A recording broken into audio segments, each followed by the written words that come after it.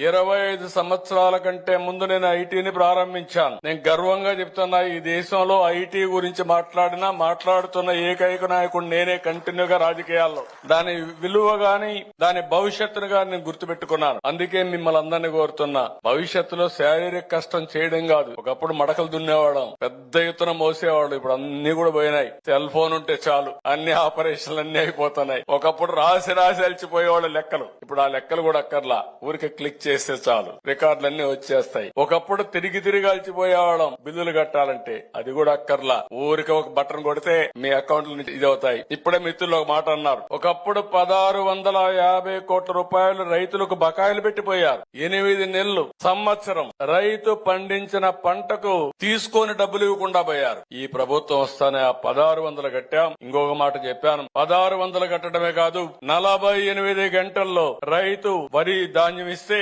ధాన్యానికి తిరిగి వాళ్ళ బ్యాంక్ అకౌంట్ లో డబ్బులు వేసే ప్రభుత్వం ఈ ప్రభుత్వం అని చెప్పి కూడా నేను మీకు తెలియజేస్తున్నా. నేను ఇప్పుడే మాట్లాడితే ఇంకొక మాట కూడా అన్నాను, మేము 4 గంటలకే ఇస్తున్నాం సార్ మా కమిషనర్ అంటే. 4 గంటలకు అవసరం ఏంటి? అవసరమైతే ఇన్స్టెంట్ గా ఇద్దాం. రైస్ మిల్లు డౌన్లోడ్ చేసుకుంటారు, ట్రాక్టర్ ని సంతకం పెడతాడు, కంప్యూటర్ లో ఎంటర్ చేస్తాడు. ఎంటర్ చేసిన నెక్స్ట్ మినిట్ లో రైతు అకౌంట్ కు డబ్బులు పడాలి.